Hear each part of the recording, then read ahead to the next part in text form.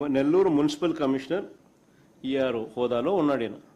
Nellore municipal commissioner డైరెక్ట్గా నారాయణ గారితో మాట్లాడుతూ ఓట్లను ఎలా తొలగించాలా, తెలుగుదేశం పార్టీ యాప్ను ఎలా వాడాలా, ఇది డిస్కషన్. ఇప్పుడు ప్లే చేయమో బాగా అందరికి అర్థమవుతుంది. తర్వాత సార్ మనం ఏదైతే మై టీడీపీ యాప్ ఇచ్చారో సార్, ఆ యాప్ లో మీరు last time booth wise voters అంతా ఒక చోట ఉన్నట్టున్నారు సార్. దానివల్ల ఐడెంటిఫికేషన్ ఈజీ అవుతుంది సార్. అది ఐడెంటిఫికేషన్ ఈజీ అవడం వల్ల త్వరగా డిస్ట్రిబ్యూట్ చేయగలుగుతున్నారు.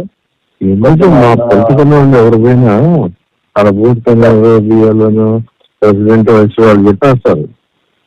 చెప్పగలుగుతారు,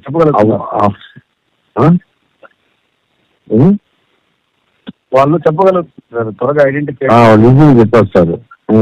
అవును సార్, అవును అవును సార్. అది అందరూ చెప్తున్నానండి.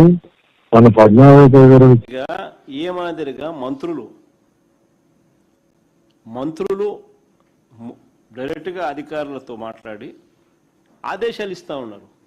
తెలుగుదేశం పార్టీ యాప్ వాడడము, తెలుగుదేశం పార్టీకి సంబంధించిన ఓటర్లను మాత్రం ఖచ్చితంగా నమోదు చేయించడము, వాళ్ళకు వ్యతిరేకంగా ఓట్లు వేస్తారు అనే వాళ్ళను ఓట్లు తీసేయించడము. ఈ మాదిరిగా అధికారుల దగ్గరుండి చేస్తూ ఉంటే ఏ రకంగా ఈ వ్యవస్థలు బాగుపడతాయి?